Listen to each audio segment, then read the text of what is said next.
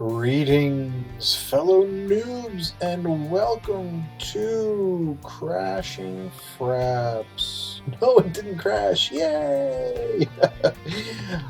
Oh, man, what a freaking night it's been.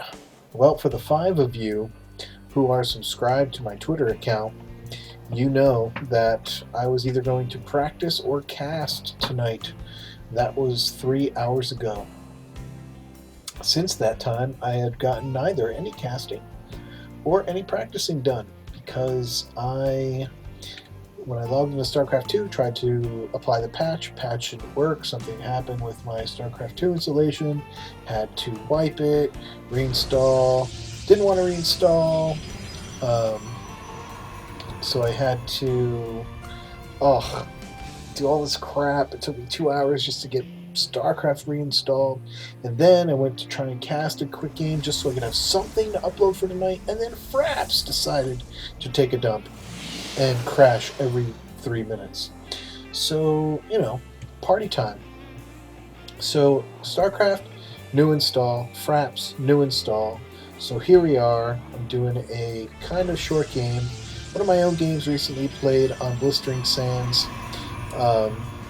I tell you what, just not been enjoying the ladder very much lately, so I've actually not been playing the ladder much. I've been practicing on the multitasking trainer, just trying to get my game better, so when the next time I decide to hit the ladder, I can maybe play a little bit better.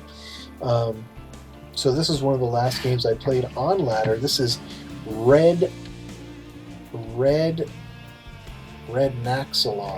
Or Red and Axlar.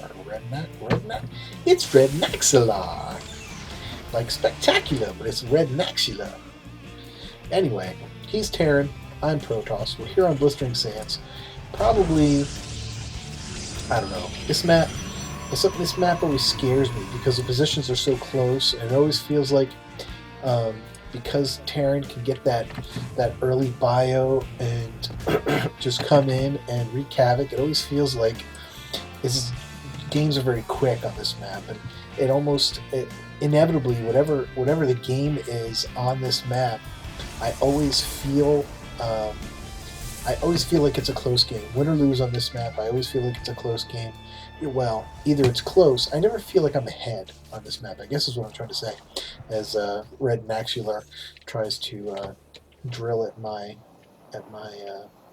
pylon there. As I've got the double gas down, I am already getting some floaty floats in my minerals because I'm trying to pop that SCV, which I do, and make a couple of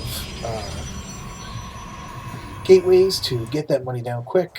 Red Naxular going 3 racks, which is 4 racks, which is 4 racks. Not as common. It's going to be hard for him to, unless he gets super saturated, which he's not really doing yet. It's going to be hard for him to produce out of this many racks. But he's getting early Marauders. It has been a few days since I played this game. I'm obviously going for the 4 gate, but it is a little bit late.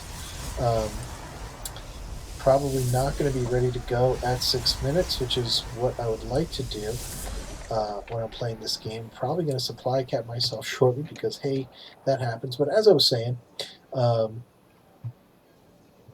by that happens, I mean it happens to me like every game. He's getting a concussive shell, no stim as of yet, but it's probably coming very soon. I never feel like, no matter how ahead I might be, I don't think I'm ahead, but yeah, I'm a little bit behind here. I've only got 1 unit to his several units. 1 Stalker, 2 Sentries, 2 Marauder, and 6 Marines. And not pretty even, maybe a little bit, actually kind of behind on income, even though I'm ahead on Harvesters. Hello, mules. They'll do it every time. I think I just even things up here. And I am going to push a little bit with this little force, at least out to my chokes, and drop another pylon, because I am... Oh, there it goes. yeah, I never, no matter how far ahead I feel on blistering sands, because of the close positions, I always feel very pressured. I never feel safe. I always feel behind, um, and therefore every game, I I never feel like I'm winning. So either I get raffle stomped, or I feel like it's a really close game, and and um, you know, that feeling you have when when the game's over, you're just like, oh, oh man, that was a close one. I feel that like every game uh, on Blistering Sands, and now I had some money instead of getting some more units. I was going for the double forge because I want to get upgrades. Um, I've been convinced that getting early upgrades as Protoss, particularly against Terran, is a huge way to even the odds against Bio. Usually, Terran going for stim and concussive shells, as we do see the interaction here, getting some force fields to cut off the units, and this time was very effective. I thought it was much closer there as far as food goes, but look, we're still even. So he must have quite a decent army. Yep, he's already remaxed, ready to come out. Um, so it felt like I had a big win there, but we're actually just even things up. But getting more sentries out. This is probably the most sentries I've ever used in a 1v1. Um, if you've watched In Control's stream at all, you notice he gets tons and tons of sentries. So I've been doing that. I've been having like 8 sentries or so in my army, just trying to get better at using force fields, kind of getting better at taking that advantage. So I made these forges, and I've got a double forge going because I want to have that tech advantage. I want to be able to do something to counteract that stim and that concussive shell that is so prevalent in Terran's early game. Pardon me while I take a sip of my tasty beverage, because as I was saying, it is late at night and I am very sleepy, and my voice feels like it's on its last legs at the moment. Nothing a little sleep won't handle though. But here I come. We are at 10.5 minutes, and I am going to push here. But Red Naxalar has a fair-sized group here, and let's check it out. He's actually ahead by 10 food. Hopefully I use my force fields well. I'm able to split his army up.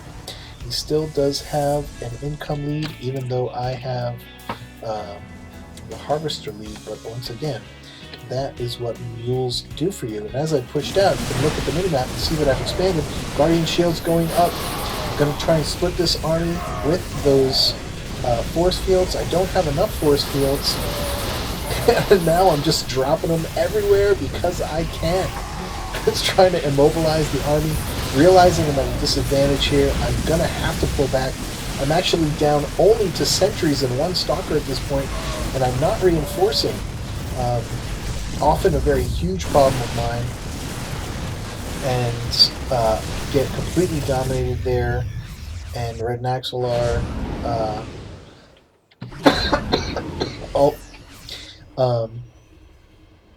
oh, I remember what happens here. Now, I have the towers.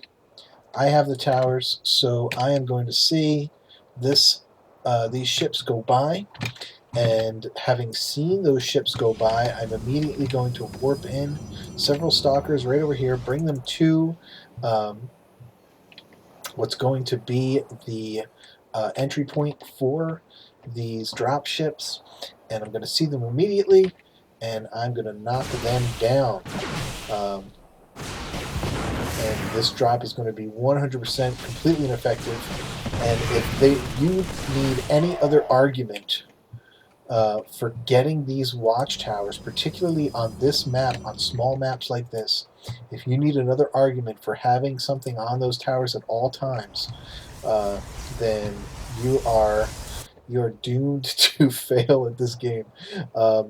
if that was not enough right there, then there's no better argument I can give you.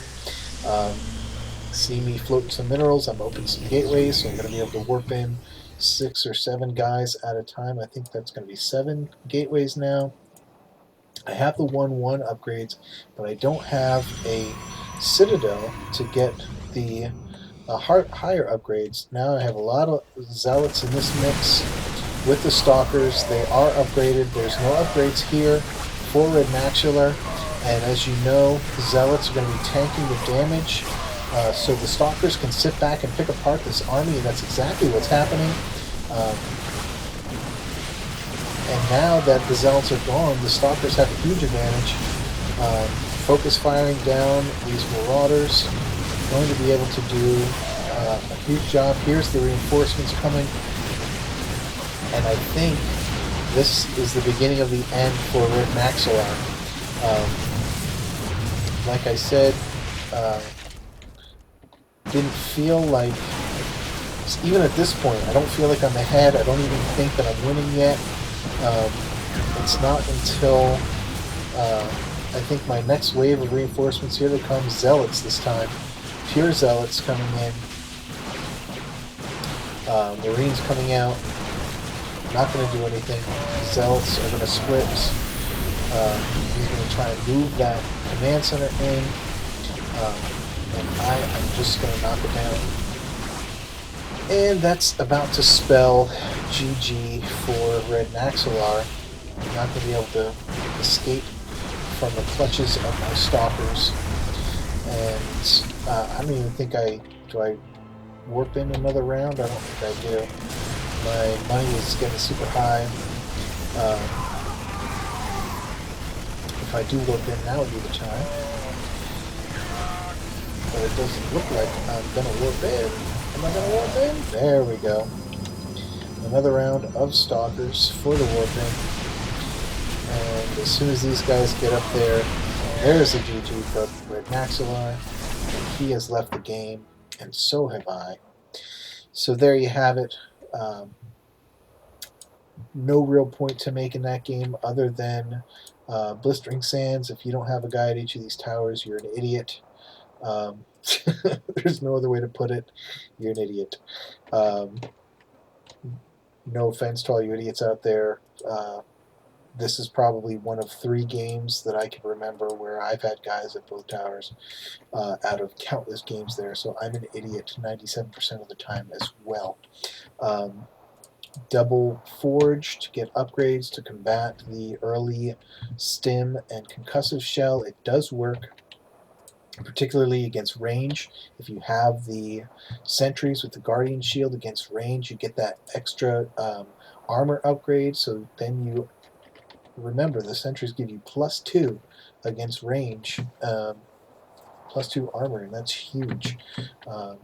When marauders are dealing 20 versus armor, it drops them to what, like 15 +1? I don't know. But it's a lot less damage to your stalkers and your zealots. In any case, that be that, and I be Blamus, and this be NuubCast, and we be out. Keep climbing that ladder, people.